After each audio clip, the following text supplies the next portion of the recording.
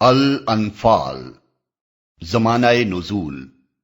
یہ سورہ 2 ہجری میں جنگ بدر کے بعد نازل ہوئی ہے اور اس میں اسلام و کفر کی اس پہلی جنگ پر مفصل تبصرہ کیا گیا ہے۔ جہاں تک سورہ کے مضمون پر غور کرنے سے اندازہ ہوتا ہے، غالباً یہ ایک ہی تقریر ہے جو بیک وقت نازل فرمائی گئی ہوگی، مگر ممکن ہے کہ اس کی بعض آیات جنگ بدر ہی سے پیدا شدہ مسائل کے متعلق بعد میں اتری ہوں اور پھر ان کو سلسلہ تقریر میں مناسب جگہوں پر درج کر کے ایک مسلسل تقریر بنا دیا گیا ہو۔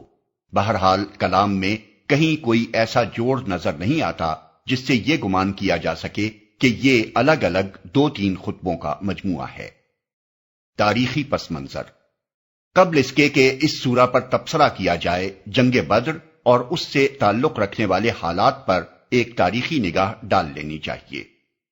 نبی صلی اللہ علیہ وسلم کی دعوت ابتدائی 10-12 سال میں، جبکہ آپ مکہ معظمہ میں مقیم تھے، اس حیثیت سے اپنی پختگی و استواری ثابت کر چکی تھی کہ ایک طرف اس کی پشت پر ایک بلند سیرت، عالی ظرف اور دانش مند علم بردار موجود تھا جو اپنی شخصیت کا پورا سرمایہ اس کام میں لگا چکا تھا، اور اس کے طرز عمل سے یہ حقیقت پوری طرح نمایاں ہو چکی تھی کہ وہ اس دعوت کو انتہائی کامیابی کی منزل تک پہنچانے کے لیے اٹل ارادہ رکھتا ہے اور اس مقصد کی راہ میں ہر خطرے کو انگیز کرنے اور ہر مشکل کا مقابلہ کرنے کے لیے تیار ہے۔ دوسری طرف اس دعوت میں خود ایسی کشش تھی کہ وہ دلوں اور دماغوں میں سرایت کرتی چلی جا رہی تھی اور جہالت و جاہلیت اور تعصبات کے حصار اس کی راہ روکنے میں ناکام ثابت ہو رہے تھے۔ اسی وجہ سے عرب کے پرانے نظام جاہلی کی حمایت کرنے والے عناصر جو ابتداً اس کو استخفاف کی نظر سے دیکھتے تھے، مکی دور کے آخری زمانے میں اسے ایک سنجیدہ خطرہ سمجھنے لگے تھے اور اپنا پورا زور اسے کچل دینے میں صرف کر دینا چاہتے تھے۔ لیکن اس وقت تک چند حیثیات سے اس دعوت میں بہت کچھ کسر باقی تھی۔ اولاً یہ بات ابھی پوری طرح ثابت نہیں ہوئی تھی کہ اس کو ایسے پیروں کی ایک کافی تعداد بہم پہنچ گئی ہے جو صرف اس کے ماننے والے ہی نہیں ہیں بلکہ اس کے اصولوں کا سچا عشق بھی رکھتے ہیں، اس کو غالب و نافذ کرنے کی سعی میں اپنی ساری قوتیں اور اپنا تمام سرمایہ زندگی کھپا دینے کے لیے تیار ہیں، اور اس کی خاطر اپنی ہر چیز قربان کر دینے کے لیے، دنیا بھر سے لڑ جانے کے لیے، حتیٰ کہ اپنے عزیز ترین رشتوں کو بھی کاٹ پھینکنے کے لیے آمادہ ہیں۔ اگرچہ مکے میں پیروان اسلام نے قریش کے ظلم و ستم برداشت کر کے اپنی صداقت ایمانی اور اسلام کے ساتھ اپنے تعلق کی مضبوطی کا اچھا خاصا ثبوت دے دیا تھا، مگر ابھی یہ ثابت ہونے کے لیے بہت سی آزمائشیں باقی تھیں کہ دعوت اسلامی کو جاں فروش پیروں کا وہ گروہ میسر آ گیا ہے جو اپنے نسب العین کے مقابلے میں کسی چیز کو بھی عزیز تر نہیں رکھتا۔ ثانیاً، اس دعوت کی آواز اگرچہ سارے ملک میں پھیل گئی تھی، لیکن اس کے اثرات منتشر تھے، اس کی فراہم کردہ قوت سارے ملک میں پراگندہ تھی، اس کو وہ اجتماعی طاقت بہم نہ پہنچی تھی جو پرانے جمے ہوئے نظام جاہلیت سے فیصلہ کن مقابلہ کرنے کے لیے ضروری تھی۔ ثالثاً،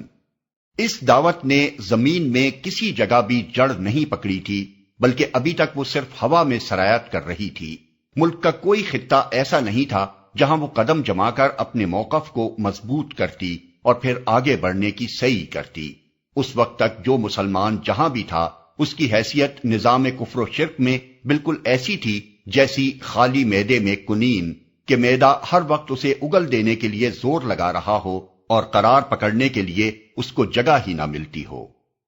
رابعاً،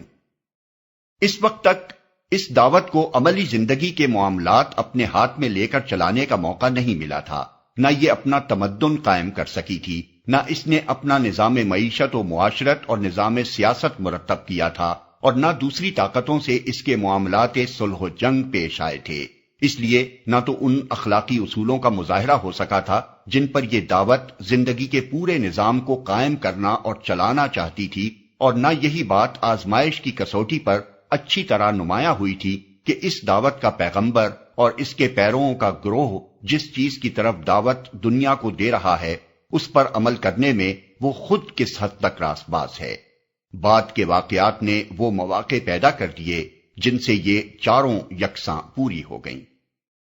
مکی دور کے آخری 3 سالوں سے یثرب میں آفتاب اسلام کی شعائیں مسلسل پہنچ رہی تھیں اور وہاں کے لوگ متعدد وجوہ سے عرب کے دوسرے قبیلوں کی بنسبت زیادہ آسانی کے ساتھ اس روشنی کو قبول کرتے جا رہے تھے۔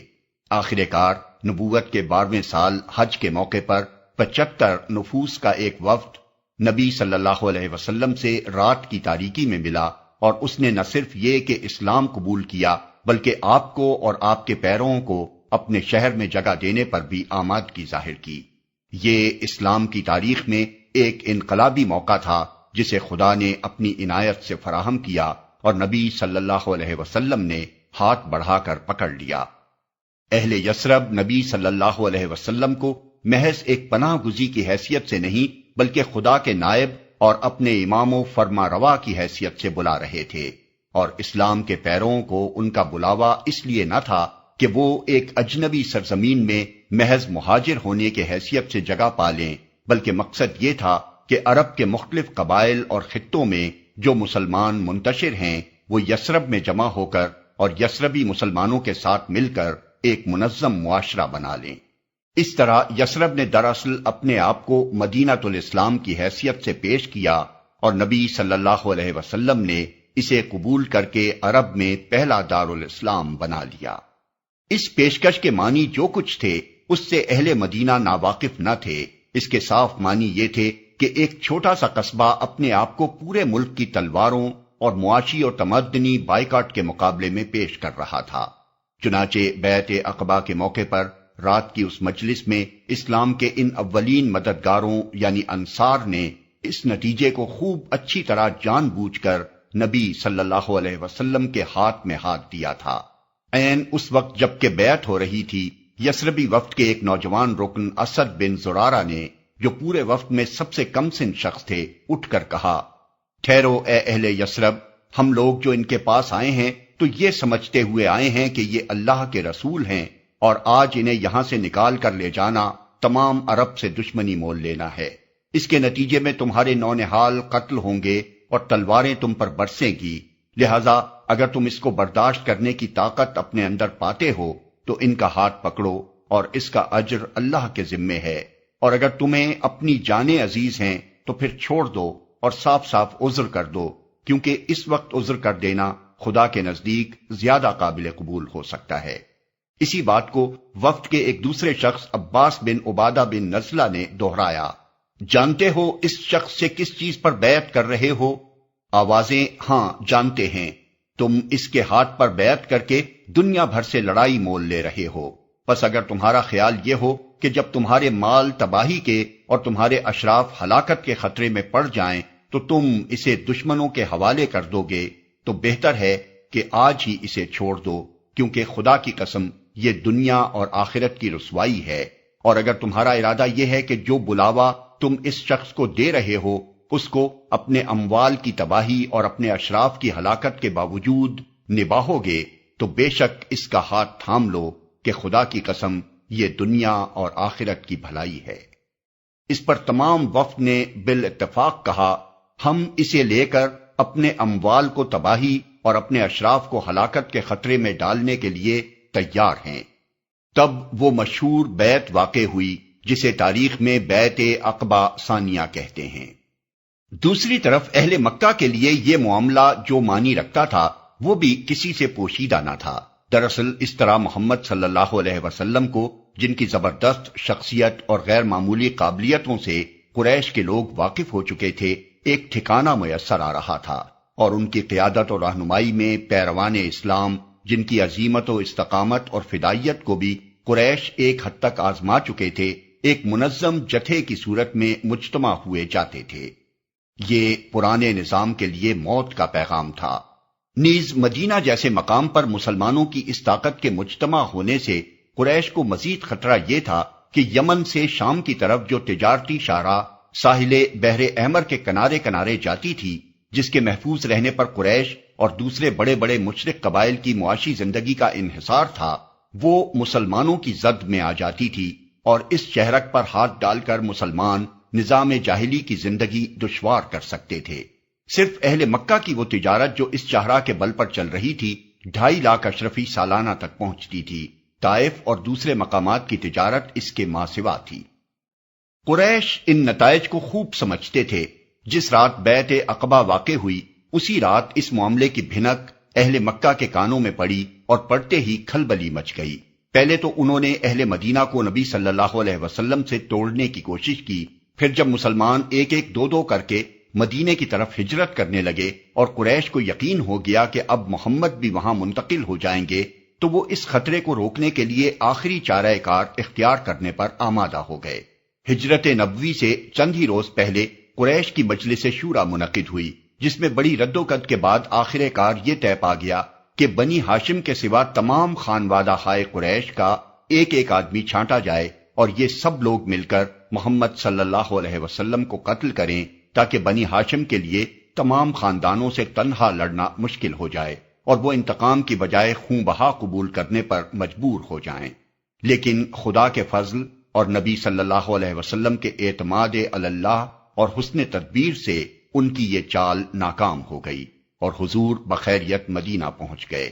اس طرح جب قریش کو ہجرت کے روکنے میں ناکامی ہوئی تو انہوں نے مدینے کے سردار عبداللہ بن ابی کو، جسے ہجرت سے پہلے اہل مدینہ اپنا بادشاہ بنانے کی تیاری کر چکے تھے اور جس کی تمناؤں پر حضور کے مدینہ پہنچ جانے اور اوس و خزرج کی اکثریت کے مسلمان ہو جانے سے پانی پھر چکا تھا، خط لکھا کہ تم لوگوں نے ہمارے آدمی کو اپنے ہاں پناہ دی ہے، ہم خدا کی قسم کھاتے ہیں کہ یا تو تم خود اس سے لڑو یا اسے نکال دو، ورنہ ہم سب تم پر حملہ آور ہوں گے اور تمہارے مردوں کو قتل اور عورتوں کو لونڈیاں بنا لیں گے۔ عبداللہ بن ابی اس پر کچھ آمادہ شر ہوا، مگر نبی صلی اللہ علیہ وسلم نے بر وقت اس کے شر کی روک تھام کر دی۔ پھر سعد بن معاذ رئیس مدینہ عمرے کے لیے مکہ گئے۔ وہاں عین حرم کے دروازے پر ابو جہل نے ان کو ٹوک کر کہا، تم تو ہمارے دین کے مرتدوں کو پناہ دو اور ان کی امداد و اعانت کا دم بھرو اور ہم تمہیں اطمینان سے مکے میں طواف کرنے دیں۔ اگر تم امیہ بن خلف کے مہمان نہ ہوتے تو زندہ یہاں سے نہیں جا سکتے تھے۔ سعد نے جواب میں کہا، بخدا اگر تم نے مجھے اس چیز سے روکا تو میں تمہیں اس چیز سے روک دوں گا جو تمہارے لیے اس سے شدید تر ہے، یعنی مدینہ پر سے تمہاری راہ گزر۔ یہ گویا اہل مکہ کی طرف سے اس بات کا اعلان تھا کہ زیارت بیت اللہ کی راہ مسلمانوں پر بند ہے، اور اس کا جواب اہل مدینہ کی طرف سے یہ تھا کہ شامی تجارت کا راستہ مخالفین اسلام کے لیے پرخطر ہے،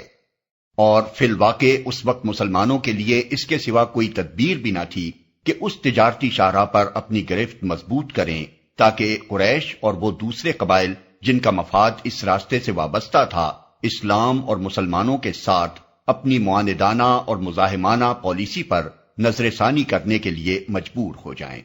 چنانچہ مدینہ پہنچتے ہی نبی صلی اللہ علیہ وسلم نے نوخیز اسلامی سوسائٹی کے ابتدائی نظم و نسق اور اطراف مدینہ کی یہودی آبادیوں کے ساتھ معاملہ طے کرنے کے بعد سب سے پہلے جس چیز پر توجہ منعطف فرمائی وہ اسی شاہراہ کا مسئلہ تھا۔ اس مسئلے میں حضور نے دو اہم تدبیریں اختیار کیں۔ ایک یہ کہ مدینہ اور ساحل بحر احمر کے درمیان اس شاہراہ سے متصل جو قبائل آباد تھے ان کے ساتھ گفت و شنید شروع کی، تاکہ وہ حلیفانہ اتحاد یا کم از کم نا طرفداری کے معاہدے کر لیں۔ چنانچہ اس میں آپ کو پوری کامیابی ہوئی۔ سب سے پہلے جوہینہ سے، جو ساحل کے قریب پہاڑی علاقے میں ایک اہم قبیلہ تھا، معاہدہ نا طرفداری طے ہوا۔ پھر 1 ہجری کے آخر میں بنی زمرہ سے، جن کا علاقہ یمبو اور ذوالشیرہ سے متصل تھا، دفاعی معاونت یعنی ڈیفینسو الائنس کی قرارداد ہوئی۔ پھر 2 ہجری کے وسط میں بنی مدلج بھی اس قرارداد میں شریک ہو گئے، کیونکہ وہ بنی زمرہ کے ہمسائے اور حلیف تھے۔ مزید برآں تبلیغ اسلام نے ان قبائل میں اسلام کے حامیوں اور پیروں کا بھی ایک اچھا خاصا عنصر پیدا کر دیا۔ دوسری تدبیر آپ نے یہ اختیار کی کہ قریش کے قافلوں کو دھمکی دینے کے لیے اس شاہراہ پر پہم چھوٹے چھوٹے دستے بھیجنے شروع کیے، اور بعض دستوں کے ساتھ آپ خود بھی تشریف لے گئے۔ پہلے سال اس طرح کے 4 دستے گئے جو مغازی کی کتابوں میں سریہ حمزہ، سریہ عبیدہ بن حارث، سریہ سعد بن ابی وقاص اور غزوۃ الابواء کے نام سے موسوم ہیں۔ اسلامی تاریخ کی اصلاح میں سریہ اس مہم کو کہتے تھے جو نبی صلی اللہ علیہ وسلم کسی صحابی کی قیادت میں بھیجا کرتے تھے، اور غزوہ اس مہم کو کہتے تھے جس کی قیادت حضور خود فرماتے تھے۔ اور دوسرے سال کے ابتدائی مہینوں میں 2 مزید طاقتیں اسی جانب کی گئیں، جن کو اہل مغازی غزوہ بوات اور غزوہ ذوالعشیرہ کے نام سے یاد کرتے ہیں۔ ان تمام مہموں کی 2 خصوصیتیں قابل لحاظ ہیں۔ ایک یہ کہ ان میں سے کسی میں نہ تو کشت و خون ہوا اور نہ کوئی قافلہ لوٹا گیا، جس سے یہ صاف ظاہر ہوتا ہے کہ ان طاقتوں کا اصل مقصود قریش کو ہوا کا رخ بتانا تھا۔ دوسرے یہ کہ ان میں سے کسی طاقت میں بھی حضور نے اہل مدینہ کا کوئی آدمی نہیں لیا، بلکہ تمام دستے خالص مکی مہاجرین ہی سے مرتب فرماتے رہے، تاکہ حتی الامکان یہ کشمکش قریش کے اپنے ہی گھر والوں تک محدود رہے اور دوسرے قبیلوں کے اس میں الجھنے سے آگ پھیل نہ جائے۔ ادھر سے اہل مکہ بھی مدینہ کی طرف غارت گر دستے بھیجتے رہے، چنانچہ انہی میں سے ایک دستے نے کرز بن جابر الفہری کی قیادت میں عین مدینے کے قریب ڈاکہ مارا اور اہل مدینہ کے مویشی لوٹ لیے۔ قریش کی کوشش اس سلسلے میں یہ رہی کہ دوسرے قبیلوں کو بھی اس کشمکش میں الجھا دیں، نیز یہ کہ انہوں نے بات کو محض دھمکی تک محدود نہ رکھا بلکہ لوٹ مار تک نوبت پہنچا دی۔ حالات یہاں تک پہنچ چکے تھے کہ شعبان 2 ہجری فروری یا مارچ 623 عیسوی میں قریش کا ایک بہت بڑا قافلہ، جس کے ساتھ تقریباً 50,000 اشرفی کا مال تھا اور 30-40 سے زیادہ محافظ نہ تھے، شام سے مکے کی طرف پلٹتے ہوئے اس علاقے میں پہنچا جو مدینے کی زد میں تھا۔ چونکہ مال زیادہ تھا، محافظ کم تھے اور سابق حالات کی بنا پر خطرہ قوی تھا کہ کہیں مسلمانوں کا کوئی طاقتور دستہ اس پر چھاپا نہ مار دے، اس لیے سردار قافلہ ابو سفیان نے اس پرخطر علاقے میں پہنچتے ہی ایک آدمی کو مکے کی طرف دوڑا دیا تاکہ وہاں سے مدد لے آئے۔ اس شخص نے مکہ پہنچتے ہی عرب کے قدیم قاعدے کے مطابق اپنے اونٹ کے کان کاٹے، اس کی ناک چیر دی، کجاوے کو الٹ کر رکھ دیا اور اپنا قمیص آگے پیچھے سے پھاڑ کر شور مچانا شروع کر دیا کہ قریش والو، اپنے قافلہ تجارت کی خبر لو، تمہارے مال جو ابو سفیان کے ساتھ ہیں، محمد اپنے آدمی لے کر ان کے درپے ہو گیا ہے، مجھے امید نہیں کہ تم انہیں پا سکو گے، دوڑو دوڑو مدد کے لیے۔ اس پر سارے مکے میں ہیجان برپا ہو گیا۔ قریش کے تمام بڑے بڑے سردار جنگ کے لیے تیار ہو گئے۔ تقریباً 1000 مردان جنگی، جن میں سے 600 زرہ پوش تھے اور جن میں 100 سواروں کا رسالہ بھی شامل تھا، پوری شان و شوکت کے ساتھ لڑنے کے لیے چلے۔ ان کے پیش نظر صرف یہی کام نہ تھا کہ اپنے قافلے کو بچا لائیں، بلکہ وہ اس ارادے سے نکلے تھے کہ اس آئے دن کے خطرے کو ہمیشہ کے لیے ختم کر دیں اور مدینے میں یہ مخالف طاقت جو ابھی نئی نئی مجتمع ہونی شروع ہوئی ہے، اسے کچل ڈالیں اور اس نواح کے قبائل کو اس حد تک مرغوب کر دیں کہ آئندہ کے لیے یہ تجارتی راستہ بالکل محفوظ ہو جائے۔ اب نبی صلی اللہ علیہ وسلم نے، جو حالات سے ہمیشہ باخبر رہتے تھے، محسوس فرمایا کہ فیصلے کی گھڑی آ پہنچی ہے، اور یہ ٹھیک وہ وقت ہے جبکہ ایک جسورانہ اقدام اگر نہ کر ڈالا گیا تو تحریک اسلامی ہمیشہ کے لیے بے جان ہو جائے گی، بلکہ بعید نہیں کہ اس تحریک کے لیے سر اٹھانے کا پھر کوئی موقع ہی باقی نہ رہے۔ نئے دارالہجرت میں آئے ابھی پورے 2 سال بھی نہیں ہوئے ہیں، مہاجرین بے سر و سامان، انصار ابھی ناآزمودہ، یہودی قبائل برسر مخالفت، خود مدینے میں منافقین و مشرکین کا ایک اچھا خاصا طاقتور عنصر موجود، اور گرد و پیش کے تمام قبائل قریش سے مرعوب بھی اور مذہباً ان کے ہمدرد بھی۔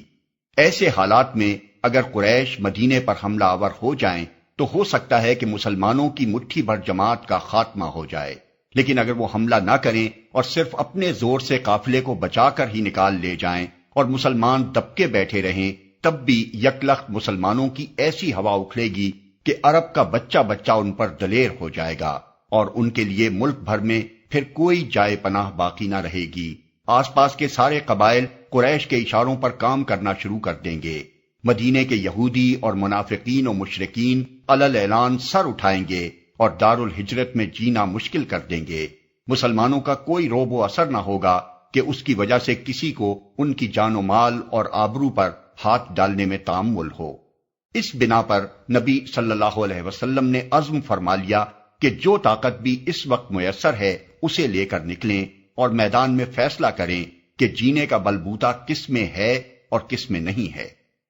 اس فیصلہ کن اقدام کا ارادہ کر کے آپ نے انصار و مہاجرین کو جمع کیا اور ان کے سامنے ساری پوزیشن صاف صاف رکھ دی کہ ایک طرف شمال میں تجارتی قافلہ ہے اور دوسری طرف جنوب سے قریش کا لشکر چلا آ رہا ہے، اللہ کا وعدہ ہے کہ ان دونوں میں سے کوئی ایک تمہیں مل جائے گا، بتاؤ تم کس کے مقابلے پر چلنا چاہتے ہو؟ جواب میں ایک بڑے گروہ کی طرف سے اس خواہش کا اظہار ہوا کہ قافلے پر حملہ کیا جائے، لیکن نبی صلی اللہ علیہ وسلم کے پیش نظر کچھ اور تھا۔ اس پر مہاجرین میں سے مقداد بن عمرو نے اٹھ کر کہا، یا رسول اللہ، جدھر آپ کا رب آپ کو حکم دے رہا ہے اسی طرف چلیے، ہم آپ کے ساتھ ہیں، جس طرف بھی آپ جائیں۔ ہم بنی اسرائیل کی طرح یہ کہنے والے نہیں ہیں کہ جاؤ تم اور تمہارا خدا دونوں لڑیں، ہم تو یہاں بیٹھے ہیں۔ نہیں، ہم کہتے ہیں کہ چلیے آپ اور آپ کا خدا دونوں لڑیں، اور ہم آپ کے ساتھ جانیں لڑائیں گے جب تک کہ ہم میں سے ایک آنکھ بھی گردش کر رہی ہے۔ مگر لڑائی کا فیصلہ انصار کی رائے معلوم کیے بغیر نہیں کیا جا سکتا تھا، کیونکہ ابھی تک فوجی اقدامات میں ان سے کوئی مدد نہیں لی گئی تھی، اور ان کے لیے یہ آزمائش کا پہلا موقع تھا کہ اسلام کی حمایت کا جو عہد انہوں نے اول روز کیا تھا اسے وہ کہاں تک نبھانے کے لیے تیار ہیں۔ اس لیے حضور نے براہ راست ان کو مخاطب کیے بغیر پھر اپنا سوال دہرایا۔ اس پر سعد بن معاذ اٹھے، انہوں نے عرض کیا، شاید حضور کا روح سخن ہماری طرف ہے۔ فرمایا، ہاں۔ انہوں نے کہا، ہم آپ پر ایمان لائے ہیں، آپ کی تصدیق کر چکے ہیں کہ آپ جو کچھ لائے ہیں وہ حق ہے، اور آپ سے سمع و طاعت کا پختہ عہد باندھ چکے ہیں۔ پس اے اللہ کے رسول، جو کچھ آپ نے ارادہ فرما لیا ہے اسے کر گزریے، قسم ہے اس ذات کی جس نے آپ کو حق کے ساتھ بھیجا ہے۔ اگر آپ ہمیں لے کر سامنے سمندر پر جا پہنچے اور اس میں اتر جائیں تو ہم آپ کے ساتھ کودیں گے، اور ہم میں سے ایک بھی پیچھے نہ رہے گا۔ ہم کو یہ ہرگز ناگوار نہیں ہے کہ آپ کل ہمیں لے کر دشمن سے جا بھیڑیں۔ ہم جنگ میں ثابت قدم رہیں گے، مقابلے میں سچی جانثاری دکھائیں گے، اور بعید نہیں کہ اللہ آپ کو ہم سے وہ کچھ دکھوا دے جسے دیکھ کر آپ کی آنکھیں ٹھنڈی ہو جائیں۔ پس اللہ کی برکت کے بھروسے پر آپ ہمیں لے چلیں۔ ان تقریروں کے بعد فیصلہ ہو گیا کہ قافلے کی بجائے لشکر قریش ہی کے مقابلے پر چلنا چاہیے، لیکن یہ فیصلہ کوئی معمولی فیصلہ نہ تھا۔ جو لوگ اس تنگ وقت میں لڑائی کے لیے اٹھے تھے ان کی تعداد 300 سے کچھ زائد تھی۔ 86 مہاجر، 61 قبیلہ اوس کے اور 170 قبیلہ خزرج کے، جن میں صرف 2-3 کے پاس گھوڑے تھے، اور باقی آدمیوں کے لیے 70 اونٹوں سے زیادہ نہ تھے، جن پر 3-3 4-4 اشخاص باری باری سے سوار ہوتے تھے۔ سامان جنگ بھی بالکل ناکافی تھا، صرف 60 آدمیوں کے پاس زرہیں تھیں، اسی لیے چند سرفروش فدائیوں کے سوا اکثر آدمی جو اس خطرناک مہم میں شریک تھے دلوں میں سہم رہے تھے، اور انہیں ایسا محسوس ہوتا تھا کہ جانتے بوجھتے موت کے منہ میں جا رہے ہیں۔ مصلحت پرست لوگ جو اگرچہ دائرہ اسلام میں داخل ہو چکے تھے مگر ایسے ایمان کے قائل نہ تھے جس میں جان و مال کا زیاں ہو، اس مہم کو دیوانگی سے تعبیر کر رہے تھے، اور ان کا خیال تھا کہ دینی جذبے نے ان لوگوں کو پاگل بنا دیا ہے۔ مگر نبی اور مومنین صادقین یہ سمجھ چکے تھے کہ یہ وقت جان کی بازی لگانے ہی کا ہے، اس لیے اللہ کے بھروسے پر وہ نکل کھڑے ہوئے، اور انہوں نے سیدھی جنوب مغرب کی راہ لی جدھر سے قریش کا لشکر آ رہا تھا۔ حالانکہ اگر ابتدا میں قافلے کو لوٹنا مقصود ہوتا تو شمال مغرب کی راہ لی جاتی۔ یہاں یہ بات قابل ذکر ہے کہ جنگ بدر کے بیان میں تاریخ و سیرت کے مصنفین نے ان روایات پر اعتماد کر لیا ہے جو حدیث اور مغازی کی کتابوں میں وارد ہوئی ہیں، لیکن ان روایات کا بڑا حصہ قرآن کے خلاف ہے اور قابل اعتماد نہیں ہے۔ محض ایمان ہی کی بنا پر ہم جنگ بدر کے متعلق قرآن کے بیان کو سب سے زیادہ معتبر سمجھنے پر مجبور نہیں ہیں، بلکہ تاریخی حیثیت سے بھی آج اس جنگ کے متعلق اگر کوئی معتبر ترین بیان موجود ہے تو وہ یہی سورہ انفال ہے، کیونکہ یہ لڑائی کے بعد ہی متصلاً نازل ہوئی تھی، اور خود شرکائے جنگ اور مخالف و موافق سب نے اس کو سنا اور پڑھا تھا۔ معاذ اللہ اس میں کوئی ایک بات بھی خلاف واقعہ ہوتی تو ہزاروں زبانیں اس کی تردید کر ڈالتی۔ 17 رمضان کو بدر کے مقام پر فریقین کا مقابلہ ہوا، جس وقت دونوں لشکر ایک دوسرے کے مقابل ہوئے، اور نبی صلی اللہ علیہ وسلم نے دیکھا کہ 3 کافروں کے مقابلے میں ایک مسلمان ہے اور وہ بھی پوری طرح مسلح نہیں ہے، تو خدا کے آگے دعا کے لیے ہاتھ پھیلا دیے اور انتہائی خضوع و تضرع کے ساتھ عرض کرنا شروع کیا، خدایا یہ ہیں قریش، اپنے سامان غرور کے ساتھ آئے ہیں تاکہ تیرے رسول کو جھوٹا ثابت کریں۔ خداوندا بس اب آ جائے تیری وہ مدد جس کا تو نے مجھ سے وعدہ کیا تھا۔ اے خدا، اگر آج یہ مٹھی بھر جماعت ہلاک ہو گئی تو روئے زمین پر پھر تیری عبادت نہ ہوگی۔ اس معرکہ کارزار میں سب سے زیادہ سخت امتحان مہاجرین مکہ کا تھا، جن کے اپنے بھائی بند سامنے سفارا تھے، کسی کا باپ، کسی کا بیٹا، کسی کا چچا، کسی کا ماموں، کسی کا بھائی اس کی اپنی تلوار کی زد میں آ رہا تھا اور اپنے ہاتھوں اپنے جگر کے ٹکڑے کاٹنے پڑ رہے تھے۔ اس کڑی آزمائش سے صرف وہی لوگ گزر سکتے تھے جنہوں نے پوری سنجیدگی کے ساتھ حق سے رشتہ جوڑا ہو اور جو باطل کے ساتھ سارے رشتے قطع کر ڈالنے پر تل گئے ہوں۔ اور انصار کا امتحان بھی کچھ کم سخت نہ تھا۔ اب تک تو انہوں نے عرب کے طاقتور ترین قبیلے قریش اور اس کے حلیف قبائل کی دشمنی صرف اسی حد تک مول لی تھی کہ ان کے علی الرغم مسلمانوں کو اپنے ہاں پناہ دے دی تھی، لیکن اب تو وہ اسلام کی حمایت میں ان کے خلاف لڑنے بھی جا رہے تھے، جس کے معنی یہ تھے کہ ایک چھوٹی سی بستی جس کی آبادی چند ہزار نفوس سے زیادہ نہیں ہے، سارے ملک عرب سے لڑائی مول لے رہی ہے۔ یہ جسارت صرف وہی لوگ کر سکتے تھے جو کسی صداقت پر ایسا ایمان لے آئے ہوں کہ اس کی خاطر اپنے ذاتی مفاد کی انہیں ذرہ برابر پرواہ نہ رہی ہو۔ آخر کار ان لوگوں کی صداقت ایمانی خدا کی طرف سے نصرت کا انعام حاصل کرنے میں کامیاب ہو گئی، اور قریش اپنے سارے غرور طاقت کے باوجود ان بے سر و سامان فدائیوں کے ہاتھوں شکست کھا گئے۔ ان کے 70 آدمی مارے گئے، 70 قید ہوئے، اور ان کا سر و سامان غنیمت میں مسلمانوں کے ہاتھ آیا۔ قریش کے بڑے بڑے سردار جو ان کے گلہائے سر سبد اور اسلام کی مخالف تحریک کے روح رواں تھے، اس مارکے میں ختم ہو گئے، اور اس فیصلہ کن فتح نے عرب میں اسلام کو ایک قابل لحاظ طاقت بنا دیا۔ جیسا کہ ایک مغربی محقق نے لکھا ہے، بدر سے پہلے اسلام محض ایک مذہب اور ریاست تھا، مگر بدر کے بعد وہ مذہب ریاست بلکہ خود ریاست بن گیا۔ مباحث: یہ ہے وہ عظیم الشان مارکہ جس پر قرآن کی اس سورہ میں تبصرہ کیا گیا ہے، مگر اس تبصرے کا انداز تمام ان تبصروں سے مختلف ہے جو دنیاوی بادشاہ اپنی فوج کی فتح یابی کے بعد کیا کرتے ہیں۔ اس میں سب سے پہلے ان خامیوں کی نشاندہی کی گئی ہے جو اخلاقی حیثیت سے ابھی مسلمانوں میں باقی تھیں، تاکہ آئندہ اپنی مزید تکمیل کے لیے سعی کریں۔ پھر ان کو بتایا گیا کہ اس فتح میں تائید الہی کا کتنا بڑا حصہ تھا، تاکہ وہ اپنی جرأت و شہامت پر نہ پھولیں بلکہ خدا پر توکل اور خدا و رسول کی اطاعت کا سبق لیں۔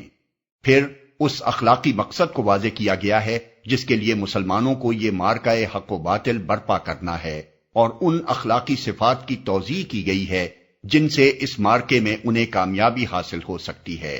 پھر مشرکین اور منافقین اور یہود اور ان لوگوں کو جو جنگ میں قید ہو کر آئے تھے نہایت سبق آموز انداز میں خطاب کیا گیا ہے۔